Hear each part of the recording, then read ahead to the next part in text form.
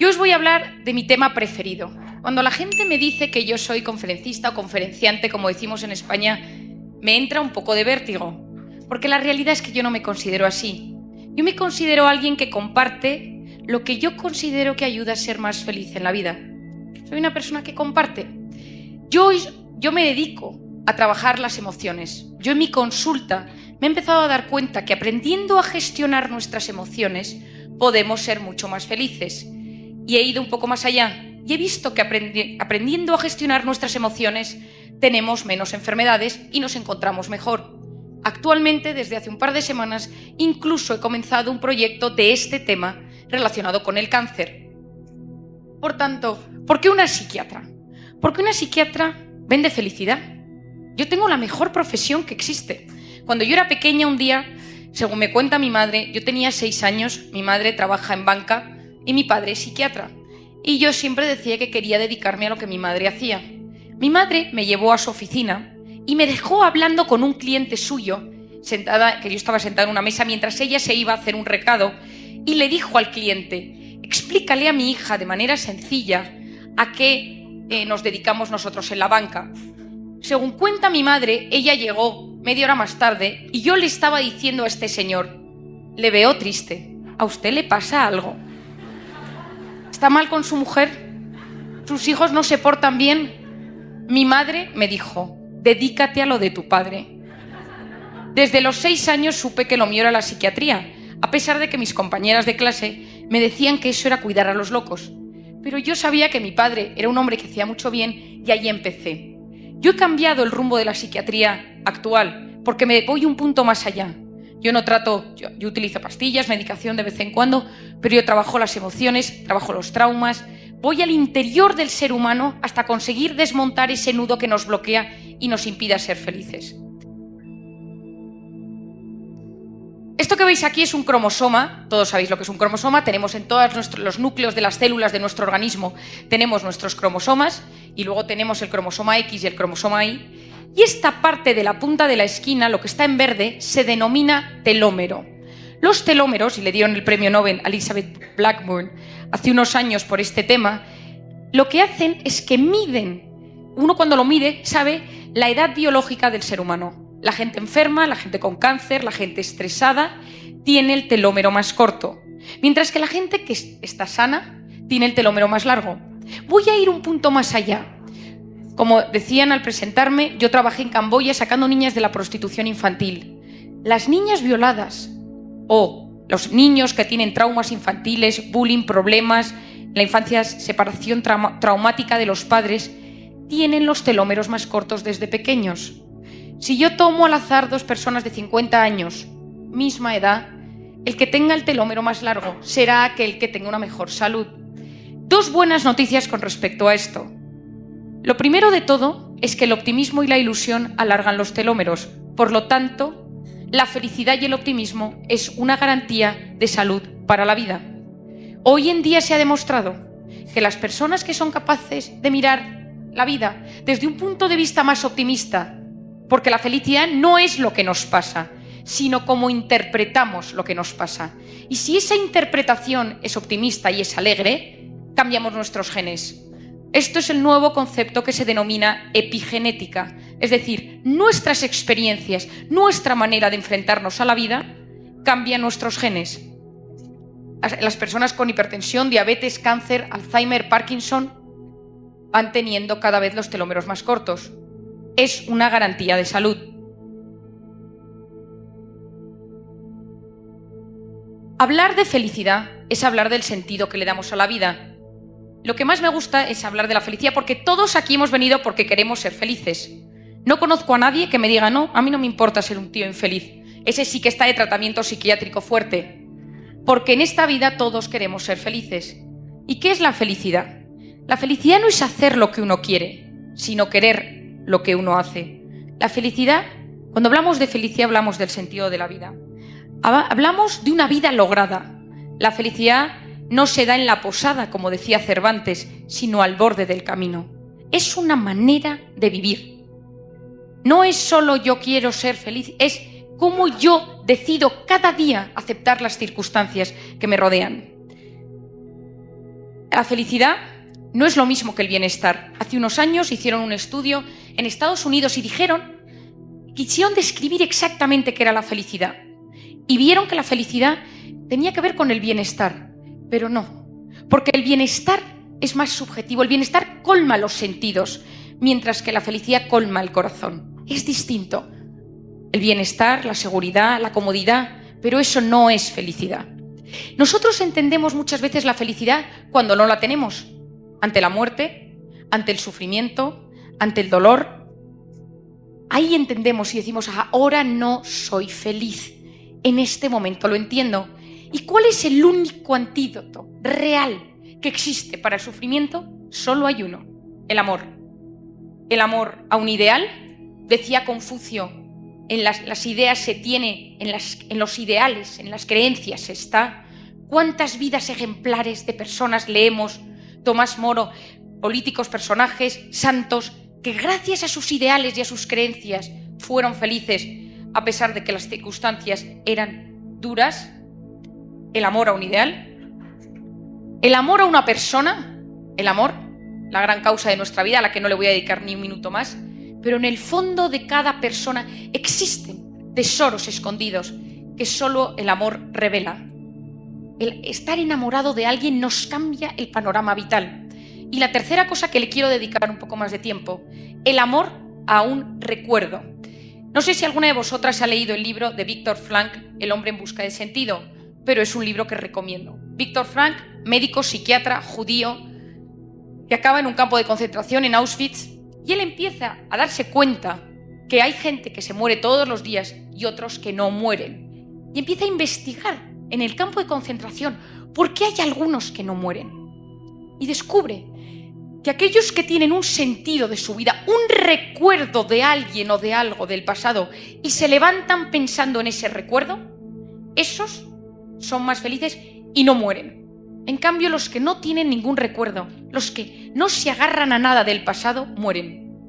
Tanto es así que hace 5 meses salió publicado un artículo de un premio Nobel japonés que hizo un experimento y vio qué pasaba en el cerebro de la gente cuando se le ponía a intentar recordar eventos del pasado gratificantes.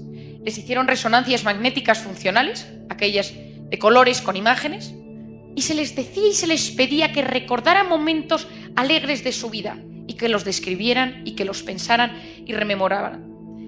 La sorpresa de este investigador fue que el recuerdo segregaba sustancias gratificantes, hormonas gratificantes como son la dopamina, la hormona de la confianza, la serotonina, la hormona de la felicidad, del placer, y se incrementaban, incluso más que cuando la persona había vivido eso en primera persona. Es decir, recordar algo que nos gusta en nuestra mente genera mayores hormonas de placer y de felicidad que vivir la propia experiencia. Como anécdota curiosa, al terminar la prueba, el premio Nobel iba a pagar a toda la gente que había participado en el ensayo y le dijeron que había sido tan gratificante la prueba que preferían no recibir dinero. Es decir, el amor a un recuerdo nos puede ayudar y nos puede salvar. Viktor Frankl lo estudió y yo voy un punto más allá. Todo depende de cómo nos levantemos cada mañana y él descubre la logoterapia, el sentido de la vida. El 80% de las personas no saben por qué se levantan cada mañana. Es un automatismo, nos olvidamos por qué nos levantamos. La felicidad viene por tener motivos por los que levantarse cada mañana. La felicidad tiene mucho que ver con la manera en que nos expresamos y con el lenguaje. Porque hay palabras que evocan emociones, palabras que evocan imágenes, que evocan emociones y sensaciones corporales. Pero hay 3 palabras que tocan el corazón del hombre. Por favor, gracias y perdón. Por favor, porque abre las puertas a la otra persona. Gracias, porque el agradecimiento es la memoria del corazón. Y el perdón, que para mí es la clave hoy en día para superar cualquier trauma del pasado. Cuando yo estuve en Camboya, yo tuve una experiencia muy dura. Yo estuve sacando niñas de los burdeles, de la prostitución, vi cómo violaban a niñas de 12, 13, 14 años. Escuché historias que me rompían y me resquebrajaban por dentro. Y en un momento dado pensé, ¿cómo puedo ayudar a estas niñas a que superen los traumas de su infancia? ¿Cómo puedo ayudar a una niña que ha sido vendida por su padre a un burdel, ve 40 clientes al día, le drogan y esta niña yo la saco del burdel? ¿Qué puedo hacer para que esta niña tenga una vida normal? Después de una experiencia muy impresionante, hablando un día con una niña con una vida durísima, ella me dijo a mí, ella me abrió los ojos y me dijo, una niña de 12 años, he descubierto que la única manera de poder ser feliz y de poder superar el trauma, la herida, es perdonar al que me lo hizo, por una parte a su padre o a su abuelo, y al que me violó. Y yo, toda mi terapia gira en torno al perdón. Perdonarnos a nosotros mismos por nuestros errores, que luego le dedicaré un momento, y perdonar a los demás, aprendiendo a entender la razón por la cual han sido así con nosotros. Como psiquiatra, en conclusión, ¿qué es la felicidad? La felicidad es vivir instalado en el presente, habiendo superado las heridas del pasado y mirando con ilusión al futuro. Aquellos que viven enganchados en el pasado son los deprimidos. Aquellos que viven angustiados por el futuro son los ansiosos. La depresión y la ansiedad, las dos grandes enfermedades del siglo XXI, donde se emplean más medicamentos hoy en día. Cuando tú le preguntas a alguien qué te preocupa, te habla del pasado o del futuro. Nos hemos olvidado de vivir en el presente. Esto es el equilibrio personal. Dejadme que os explique cómo funciona la mente. Hoy quiero que os vayáis con pocas ideas, pero con muy claras. Y la primera es que pensar altera nuestro mundo interior. Nosotros podemos conseguir que las cosas sucedan solo con querer que sucedan. Si nosotros queremos que algo pase, puede pasar. Y voy a dar un ejemplo muy, muy pequeño y muy tonto, pero que lo vais a entender todas vosotras. Yo cuando me quedé embarazada, iba por la calle y solo veía mujeres embarazadas. Y pensé, toda mi zona, todo mi barrio, todas las mujeres se han quedado embarazadas a la vez que yo. Cuando yo di a luz y paseaba a mi hijo por el parque, solo veía cochecitos y parques, ya no había mujeres embarazadas en mi barrio. Hace unos meses tuve un esguince en el pie, iba la pata coja, iba con una especie de muleta, solo había gente con muletas en mi barrio. Llegué incluso a pensar que me copiaban y hacían todo lo que yo quería. Todos vosotros habéis descubierto que si algo os interesa o estáis preocupados por algo, de repente todo a vuestro alrededor gira en torno a eso. Esa palabra, todo el mundo está hablando de ese tema. ¿Por qué sucede eso? Porque cuando queremos prestar atención a un tema, se activa una zona del cerebro que se llama el sistema reticular activador ascendente, no os quedéis con el nombre por favor, el cual hace que nosotros podamos fijarnos y prestar atención en aquello que nos preocupa o que nos interesa. Por lo tanto, nosotros podemos hacer que las cosas pasen porque nuestro cerebro se activa para poder prestar más atención y captar eso que estamos buscando. Y eso es con el optimismo.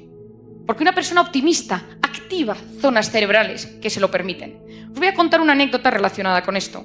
Hace unos años yo me fui a trabajar, me propusieron irme a las Naciones Unidas a ayudar en la entrega de unos premios a 10 mujeres que hubieran ayudado a mejorar los objetivos del milenio y los microcréditos.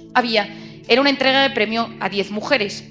Esas mujeres eran Carolina Kurkova, Shakira, Hillary Clinton, la reina Nor de Jordania. El nivel era muy alto y yo iba acompañando a la directora de los premios por el tema del inglés y porque yo tenía un poco de tiempo libre y me parecía que era un plan que no podía faltar.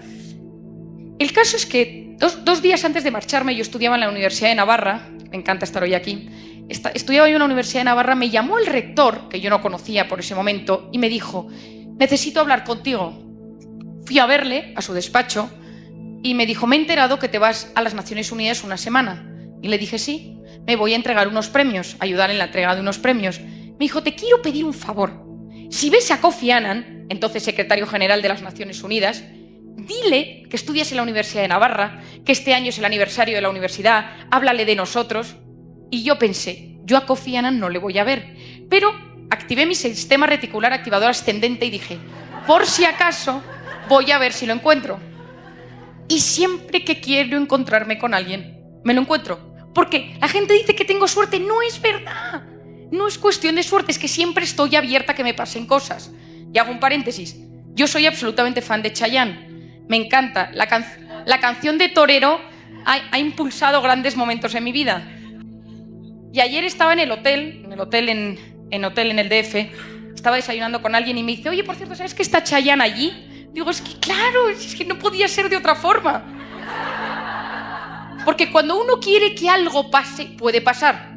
El caso es que yo me voy a las Naciones Unidas, por supuesto, no veo a Kofi Annan por ninguna parte, y cuando estamos en medio de la entrega de premios, salgo por la puerta de atrás y me voy al baño.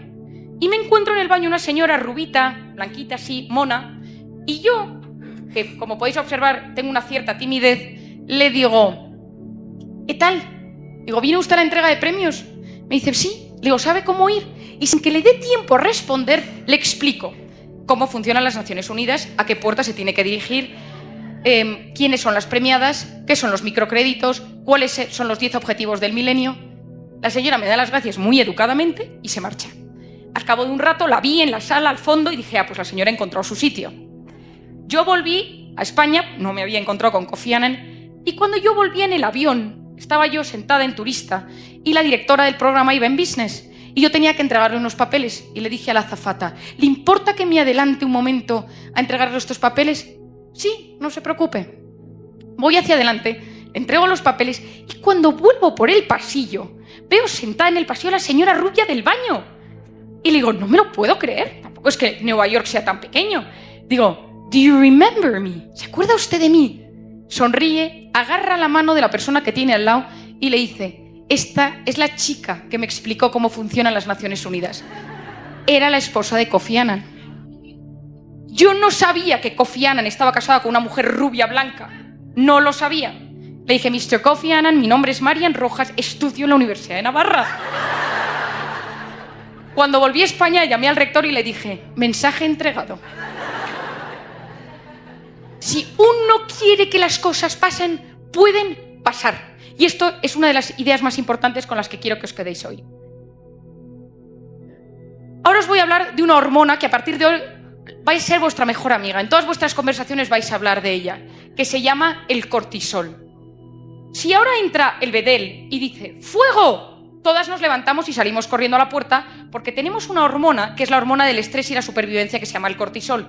Si no tuviéramos cortisol, nos quedaríamos sentadas y diríamos ¡ay! Pues vamos a ver cómo se quema el edificio, qué interesante.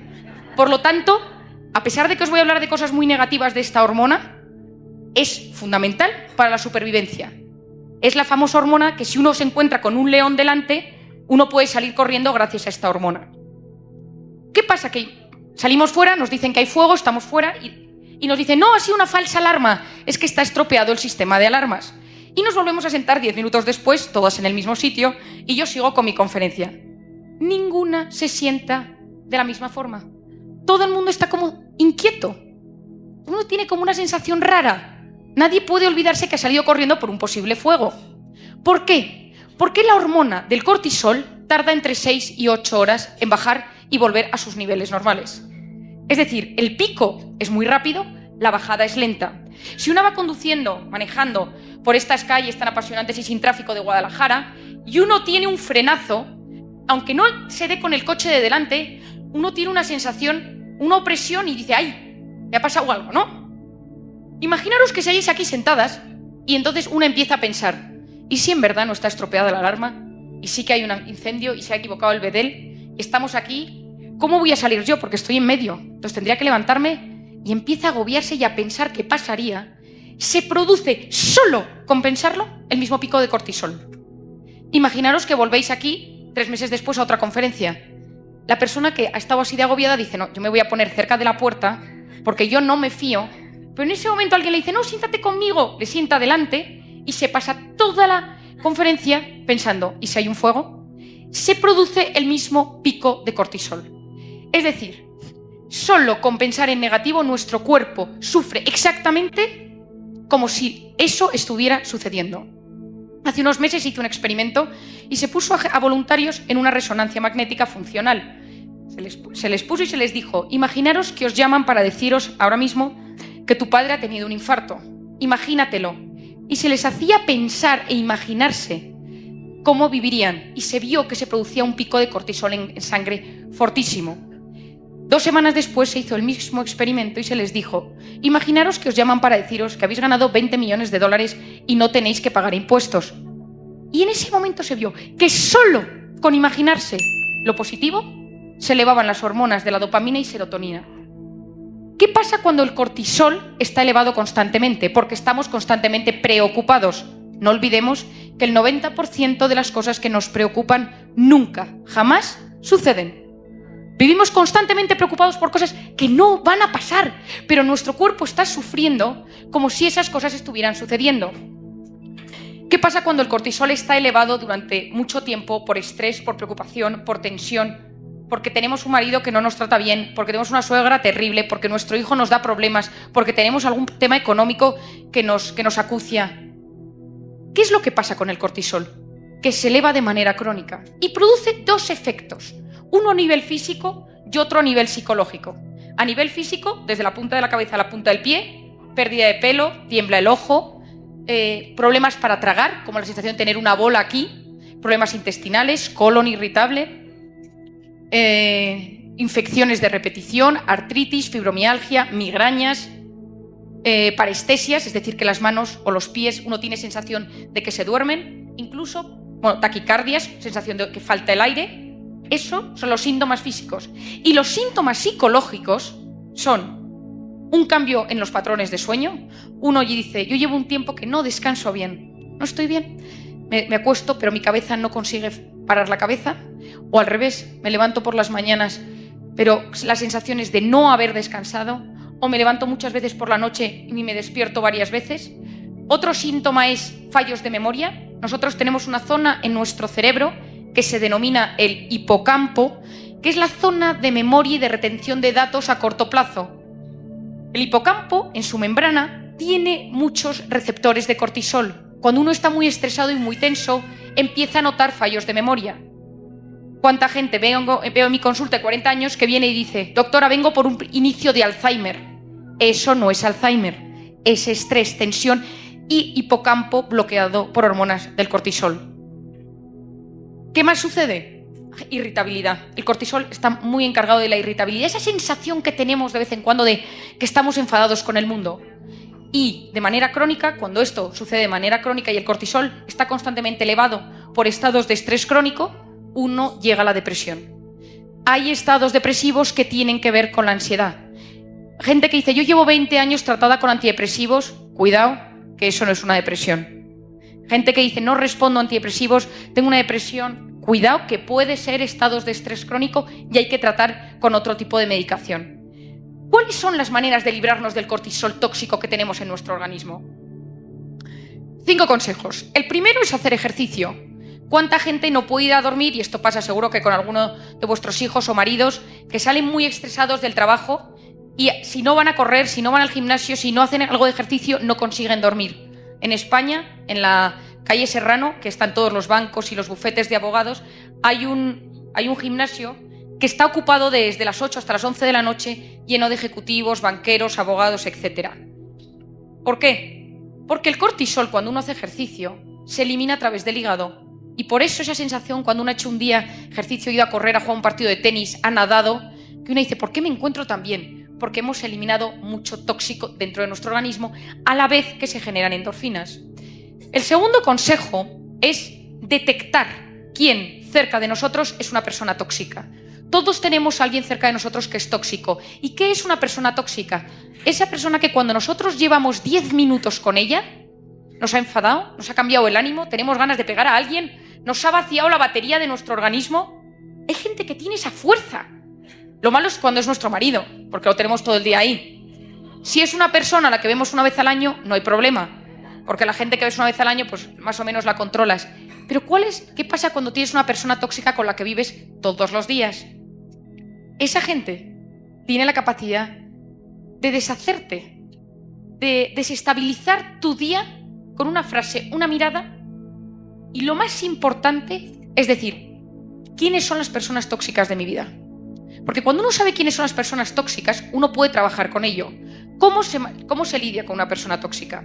Yo siempre digo que hay 2 cosas. La primera es decir: ¿es un tóxico universal? Es decir, ¿todo el mundo le ve tóxico? ¿Todo el mundo piensa lo mismo de él? o es un tóxico personal. Es decir, hay gente que le cae muy bien, hay gente que se lleva muy bien con esta persona, pero yo no le puedo soportar.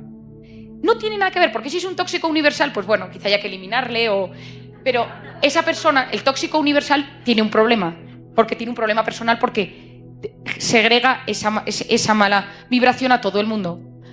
Pero cuando es un tóxico que es para nosotros, especialmente para nosotros, yo siempre digo que hay que hacer dos cosas. La primera es, ¿por qué me afecta tanto lo que me dice? ¿Y qué me genera lo que me dice? Es decir, si yo os voy a dar un ejemplo. Yo tengo una amiga mía que siempre que estoy con ella es muy tóxica. Y no sé por qué cuando llevo 10 minutos con ella me quiero ir. Y eso que yo manejo muy bien estas situaciones, pero tiene algo. Entonces el otro día empecé a analizarlo y dije, la primera cosa que pasa es que ella cuando está conmigo no me ignora, no me habla, dice cosas que saben que me pueden herir, pero sin mirarme diciéndoselo a otro. Es decir, tengo motivos para saber que es una persona tóxica en mi vida, pero a mí esa persona consigue hacerme muy vulnerable, porque durante el tiempo que estoy con ella me quedo muy triste y me quedo muy apagada. Entonces yo dije, ¿por qué hace ella esto conmigo? ¿Y por qué esto me afecta a mí? ¿Por qué lo hace conmigo? Me di cuenta que ella se sentía insegura conmigo, entonces me atacaba de manera indirecta. Y por otra parte, a mí ella, en público, me hace sentir vulnerable porque ataca mis puntos débiles. Entonces hice dos cosas. La primera fue que cuando yo la veía, yo me acercaba a ella y le decía algo muy positivo, qué mona te veo, me encanta tu chaqueta, cosas que pudieran gustarle, o sea, que hacía, bloqueaba su ataque. Y por otra parte yo me puse un impermeable psicológico. Y cuando yo estaba con ellos estaba como una especie de burbuja en la cual sus palabras resbalaban por fuera. Y funcionan. Por otra parte, al igual que hablo de las personas tóxicas, tenemos que detectar quiénes son las personas vitamina, que son aquellas que con estar con ellas 10 minutos, un día que estamos tristes, preocupados, angustiados, sabemos que tienen la capacidad de devolvernos la salud, la vida y la alegría. Y tenerlas detectadas porque existen en nuestras vidas. Y hay momentos y etapas en las que estamos mal. Y decimos, es que llamaría a esta prima mía que me cae tan bien, pero no la quiero molestar. Perdona, pero una persona vitamina está hecha para esto. Para que te ayude en los momentos que lo necesitas. El tercer consejo son los pensamientos positivos. Cuando yo os hablo del cortisol, os hablo de que la ira, el nihilismo, la desesperanza, la tristeza, cuando estas existen se segrega cortisol y disminuye el riego sanguíneo en la corteza prefrontal izquierda del cerebro, que es la zona encargada de la toma de decisiones y la planificación. Cuando uno está enfadado, tiene menos sangre en la zona donde puede tomar decisiones.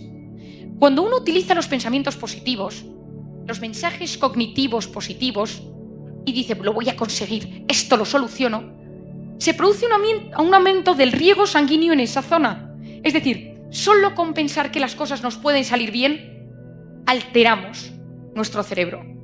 Tanto es así que hoy se ha visto que la gente que tiene curiosidad, ilusión, optimismo, se produce una neurogénesis de neuronas. Es decir, lo que toda la vida habíamos estudiado, al menos yo en medicina, que las neuronas cuando morían para siempre, se ha descubierto en los últimos años que no es cierto. Podemos regenerar neuronas. Y una de las maneras de regenerar neuronas es a través del optimismo. Porque se ha observado que la gente que se levanta por la mañana con optimismo, con ilusión, al cabo de 2-3 semanas se produce un movimiento de neuronas de diferentes zonas de la corteza cerebral hacia el hipocampo y tenemos nuevas neuronas en la zona de memoria de aprendizaje. El optimismo cambia nuestras neuronas, modifica zonas cerebrales. El cuarto consejo es la meditación. Cuando yo hablo de la meditación, cuando yo empecé a estudiar todo este tema, estuve en Londres trabajando con un investigador que había publicado muchas cosas relacionadas con mindfulness. No sé si alguno ha ido a hablar de esto. Mindfulness es una técnica muy parecida al yoga, parecida a la oración, que tiene una tradición oriental, en la cual uno presta atención a cómo se siente físicamente mientras respira, con una característica principal. 2. Una atención plena a cómo uno se siente físicamente, y uno se va fijando, y uno se fija dónde se van los pensamientos y los vuelve a traer, y por otra parte, con una sensación de abandono. Es decir, yo no puedo controlarlo todo, por lo tanto me abandono. Esto viene de la cultura oriental. A todos los psiquiatras de casi todos los hospitales de España nos han formado en mindfulness y en muchas empresas, en muchos hospitales, Todas las mañanas antes de empezar a trabajar hay una sesión de 10 minutos de esto. En Estados Unidos está por todas partes.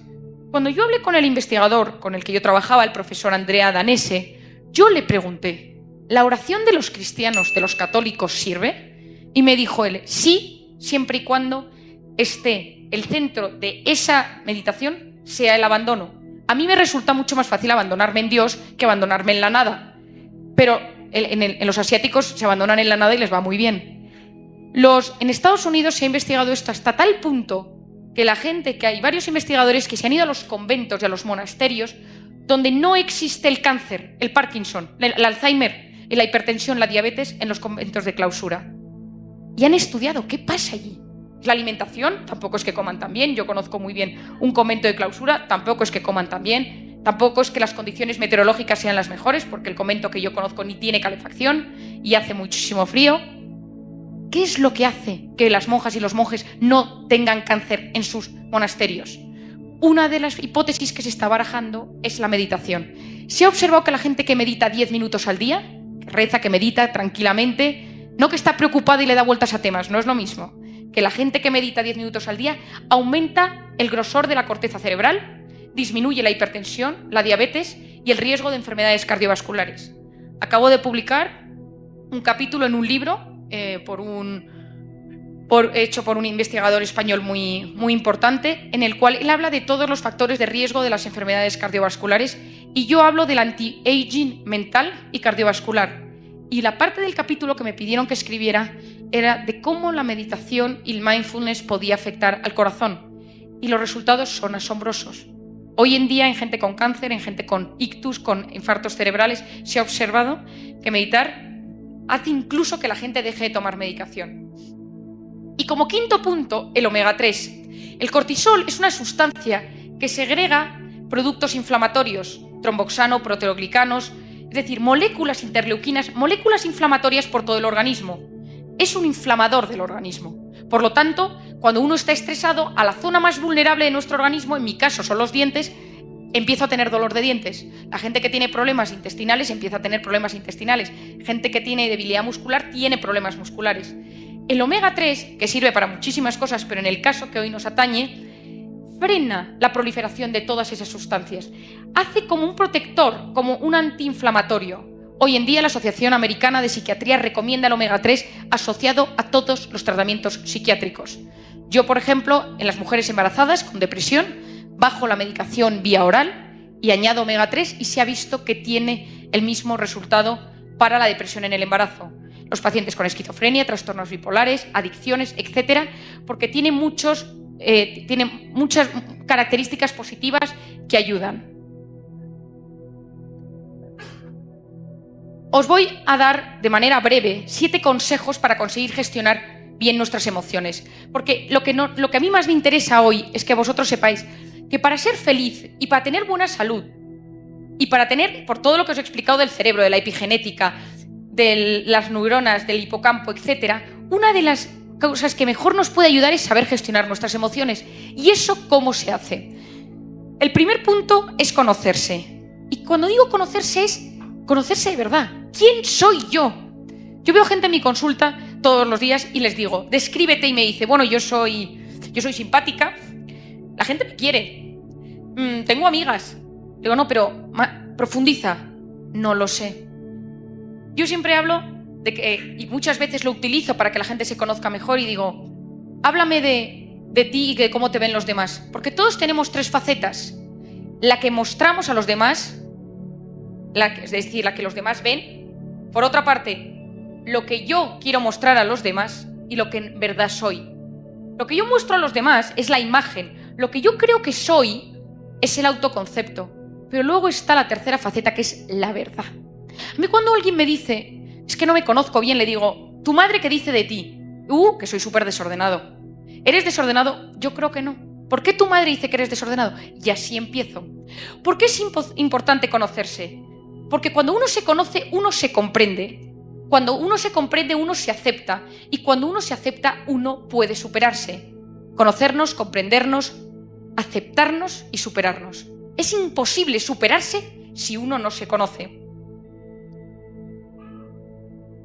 El segundo punto clave, importante, y más hoy en un perfil de mujeres, con los hombres esto lo hablo de otro tema, cuidado con el exceso de autocrítica y exigencia. Huir del perfeccionismo excesivo. La gente excesivamente perfeccionista son los eternos insatisfechos. Nunca está suficientemente bien hecho esto, la comida no está en su punto, este documento que tengo que mandar no está bien, este email lo voy a volver a mirar, la ropa no está bien planchada. El perfeccionista es el eterno insatisfecho. En Harvard se ha observado que la gente, el 60-80% de la gente que está constantemente preocupada y que se exige mucho y se hace autoboicot interno, tiene muchas más migrañas, ellos lo han estudiado en la migraña, que la gente que no lo tiene. La psicoterapia es clave. Yo hago mucha psicoterapia en mi consulta porque entra para desenmascarar esta corriente devastadora. Cuidado con el autoboicot, que nuestra voz interior sirva para subirnos, para elevarnos y no para hundirnos.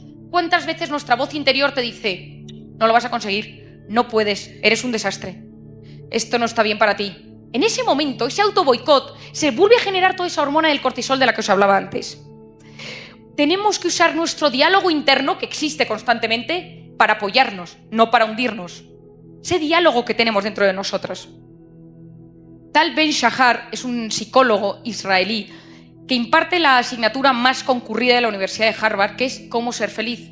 Y él habla de esto, y él dice una cosa, que es, si quieres triunfar más y ser más feliz, debes empezar por fracasar el doble. Y sobre todo, por aceptar el fracaso. No pasa nada por de vez en cuando caer.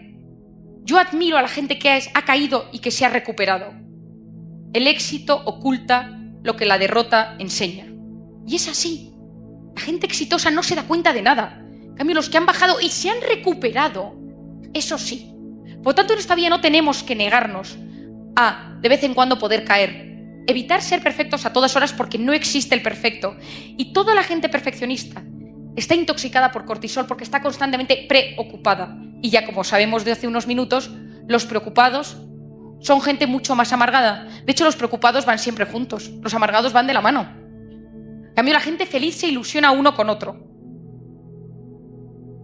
3. Fijarnos metas y objetivos. Necesitamos saber qué queremos hacer con nuestras vidas. ¿Cuál es mi meta? ¿Cuál es mi objetivo? Yo siempre digo, echa tu mente al aire. Piensa en alto, piensa en grande, actúa en pequeño. Piensa en grande, actúa en pequeño. Cuando yo era pequeña, yo tengo un hermano que falleció y para mí fue algo muy triste. Y mis padres me lo explicaron diciéndome, Marian, tu hermano está en el cielo. Y me explicaron que el cielo existía y que había muchos cuartos y que mi hermano estaba en un cuarto con un montón de juguetes. Y yo me quedé muy tranquila porque la explicación me sirvió. Mi abuelo era un gran fan de los Beatles y me ponía los Beatles siempre. Y un día estábamos escuchando los Beatles y yo ya hablaba inglés. Me puso la primera canción, que es Imagine There's No Heaven. Y yo dije, que es imagínate que no existiera el cielo. Y yo le dije a mi abuelo, ¿por qué los Beatles? ¿Por qué John Lennon puso que no existe el cielo cuando yo sé que existe el cielo porque mi hermano está ahí? Mi abuelo, sin despeinarse, me dijo, siempre que estáis en contra de algo de los Beatles, la culpa la tiene Yoko Ono. Yo en ese momento dije, el día que vea a Yoko Ono, meta, le diré lo que pienso. Porque yo a Yoko Ono se lo voy a decir. ¿Qué pasa? Unos meses más tarde, unos años más tarde, estando en el famoso Día de las Naciones Unidas que les contaba, estaba yo allí y de repente me llama la directora y me dice, oye Marian, ¿dónde estás? Y le digo, en la puerta de las Naciones Unidas. Y me dice, está llegando Yoko Ono. Dice, ¿te importa atenderla tú y llevarla a la sala? No, por supuesto que la llevo yo. Me fui a la puerta, agarré a Yoko Ono, señora rara donde las haya, libro de psicopatología abierto, íbamos paseando por el pasillo que llevaba a la sala y le dije a esta señora, mire, yo tenía muchas ganas de hablar con usted desde hace 20 años, porque era mi meta. Yo le dije, yo soy fan, como todo el mundo lo habrá dicho, de los Beatles, pero yo no entiendo por qué en la canción de Imagine dice que no hay cielo, cuando el cielo sí que existe. La señora me miró arriba, abajo, izquierda, tal, y no me contestó. Yo insistí, ni media palabra. Al año siguiente volví a las Naciones Unidas y la directora del programa me llamó y me dijo, oye Marian, ¿te importaría llamar a Yoko Ono para que vuelva este año? Dice, porque tú estuviste hablando con ella. Y digo, bueno, hablando con ella. Me dio el teléfono y la llamé. Y cuando la había llamado, le dije a la secretaria, mire, mi nombre es Marian Rojas, el año pasado estuve con Yoko Ono, querríamos volver a invitarla al evento. Y me dijo, déjeme un momento. Volvió a los 10 minutos, me llama y me dice, me pregunta la señora Yoko Ono si es usted la del cielo. Yo estaba feliz porque había conseguido mi meta. Pero hoy, hablando en serio, necesitamos metas. Y cuando la meta se consigue teniendo pequeños objetivos. Porque si yo quiero conseguir algo a largo plazo, lo que necesito son metas muy chiquitinas, objetivos muy chiquitines. Porque así va subiendo mi autoestima. Si yo quiero perder 20 kilos, no puedo decir quiero perder 20 kilos, tengo que decir, primera meta, primer objetivo, empezar a hacer ejercicio. Segundo, no comer chocolate. Tercero, es decir, al poner objetivos pequeños, y esto en la educación de nuestros hijos es clave, enseñarles a tener pequeños objetivos. El cuarto punto es trabajar la voluntad. La foto, por supuesto, por si nadie se lo creía. El cuarto punto es trabajar la voluntad. Hay un libro que os recomiendo, de mi padre, pero es que es muy bueno el libro, que se llama La conquista de la voluntad. Cómo conseguir lo que te has propuesto. Mi padre, en su libro de La conquista de la voluntad, que lo sacó hace 20 años, ya vendió varios millones de ejemplares, explica que una persona con voluntad llega más lejos que una persona inteligente. Y explica cómo el orden, la constancia, en la cabeza, en las acciones, en el plan, puede cambiar nuestra vida.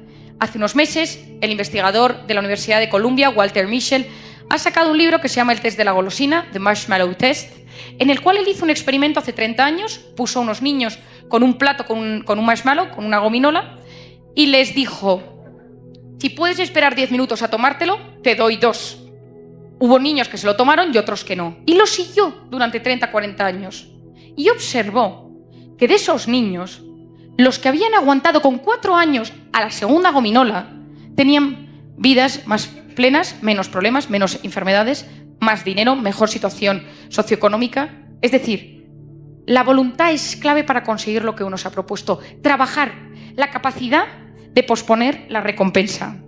El quinto punto es la asertividad. ¿Qué es la asertividad? Es el punto intermedio entre pasividad y agresividad. Es decir, di sí cuando quieras decir sí, di no cuando quieras decir no. ¿Cuántas veces nos pasa, yo creo que a las mujeres incluso mucho más, que vas a un sitio pero no querías ir, pero te da pena decir que no querías ir, o te pones algo porque sabes de ropa que sabes que a tu madre le gusta, pero no te sientes bien, pero por ella te lo pones, o te compras algo que... Eso genera gran cantidad de cortisol, porque estamos actuando en contra de lo que somos y estamos constantemente haciendo lo que los demás quieren que hagamos nosotros sin ser así. Yo siempre cuento una anécdota. Cuando yo salía por la noche con mis amigas, a mí no me gustaba, yo era de las que cuando la noche ya 2 de la mañana, 3, 2, 1:30, 4, y ya veía que para mí ya se había acabado, decía, me voy. Y todo el mundo me decía, ¿ya? Yo es que me quiero ir ya, no te vayas. Entonces muchas veces me quedaba porque mis amigas querían que me quedase a las 4 de la mañana con ellas 1 hora más, sin hacer nada, porque esas por la noche, nada, no hay nada que hacer. Hasta que una mañana me levanté y dije, se acabó, porque yo notaba que al día siguiente me levantaba enfadada conmigo misma, porque no había tenido la asertividad de decir las cosas. Entonces yo decía, es que estoy cansada. Es decir, que digamos las cosas con nuestros maridos, con nuestros hijos, cuando las cosas nos sientan mal, que seamos capaces de decir sí cuando queremos decir sí, y no siempre, por supuesto, políticamente correcto y con educación. Pero es fundamental. Yo siempre lo explico de una manera muy sencilla. Si yo tomo a alguien y le digo, ¿qué chaqueta tan fea llevas?, esta persona reacciona de 3 maneras. La primera es que me diga, fea tú, es decir, ella se pone un muro y me ataca. La segunda es que ella se quede con la idea en la cabeza y empiece, no le ha gustado mi chaqueta. ¿Por qué? Pues si es bonita. Y se va a su casa y dice, con la ilusión con la que yo me había puesto la chaqueta, tal, y empieza a darle vueltas y a darle vueltas y a darle vueltas. Y la tercera opción es que esta persona diga, no me ha gustado lo que me ha dicho, que se vaya y que cuando vuelva al cabo de un rato me diga, ¿por qué no te gusta mi chaqueta? Y le digo, no, es que a mí el verde no me sienta bien. A ti te queda muy bien, pero a mí no me sienta bien. Entonces, nosotros, si nos quedamos todo dentro, es como que nos tragamos clavos y hay que sacarlos. Más vale sacar un clavo y que haga daño a tener clavos dentro. No, a mí nada me afecta, todo me lo quedo para adentro. Esa persona que te está diciendo eso, migrañas, colon irritable, fibromialgia, dolores o ya incluso cáncer. Cuidado. Aprender a gestionar nuestras emociones es aprender, gracias a la asertividad, a expresar cómo nos sentimos. El sexto punto es la inteligencia emocional, que es la clave. ¿Qué es la inteligencia emocional? La inteligencia emocional es la capacidad de entender nuestras emociones, la capacidad de ponernos en el lugar del otro, la capacidad de empatizar. Lo contrario son los alexitímicos. A, partícula negativa, lexos, lenguaje, timia, emociones, la incapacidad para expresar las emociones. Y muchos de vuestros maridos lo tienen, porque es muy común entre los hombres. Es decir, los hombres, ¿qué tal estás? Bien, bien. ¿Te pasa algo? No, no. En cambio, nosotras tenemos muchísima más inteligencia emocional. Entendemos a nuestros hijos, entendemos cómo se sienten, entendemos qué quieren. Yo estuve estudiando mucho tiempo cuando yo di a luz, tengo un bebé de 10, 11 meses, y cuando di a luz mi mente cambió completamente, aparte de que no me acordaba de nada, dije, ¿qué ha pasado con mi cerebro? Me lo han transmutado. Y empecé a estudiar y a investigar qué había pasado con mi cerebro. Descubrí muchas cosas, pero la más importante que quiero transmitiros hoy, para que vosotras también entendáis como madres cómo sois, es que durante el embarazo hay células del bebé que se quedan implantadas en el cuerpo de la madre y en el cerebro de la madre. Esa es una de las razones por las cuales nosotras sabemos cómo están nuestros hijos. Cuando nosotros decimos, a Pepito le pasa algo, y marido dice, yo le veo igual que siempre, y tú dices, no, le pasa algo. Y efectivamente, vas a Pepito y a Pepito le pasa algo. Y tu marido dice, ¿cómo lo sabes? ¿Lo sabes? Nosotras tenemos una inteligencia emocional mucho mayor. La inteligencia emocional hoy en día es clave para gestionar las emociones. Quien no sabe entender sus emociones y ponerse en el lugar del otro, sufre. Y no es una persona feliz. Y acabará teniendo algún síntoma. Y el quinto último punto es educar en el optimismo. Porque mi mensaje de hoy es que se puede aprender a ser feliz. Y yo, de hecho, y lo digo hoy aquí, hoy voy a proponer en el IPADE una asignatura que sea Aprende a ser feliz. Porque se ha demostrado que la felicidad se aprende. Hoy, en 45 minutos, yo os he dado unas pautas básicas sobre cómo se transforma nuestro cerebro por ser feliz. No olvidemos que cualquier situación puede verse en clave de problema o en clave de solución. No, la felicidad no es lo que nos pasa, sino cómo interpretamos lo que nos pasa. Podemos educar nuestra mirada. Saber mirar es saber amar. Y si uno mira amablemente las circunstancias, uno quiere más. Y querer siempre es bueno para el corazón. Última idea. La ilusión cambia nuestro cerebro. La alegría cambia nuestro cerebro. Se elevan hormonas positivas, la dopamina y la serotonina. Conseguimos que estructuras cerebrales se amplíen. La zona de resolución de problemas recibe más riego sanguíneo. Nuestra epigenética cambia si somos optimistas. Tenemos mejores genes. Quiero terminar con una cita de un pensador oriental que me parece muy interesante. El que conoce lo exterior es erudito. Quien se conoce a sí mismo es sabio. Quien conquista a los demás es poderoso. Quien se conquista a sí mismo es invencible. Muchas gracias.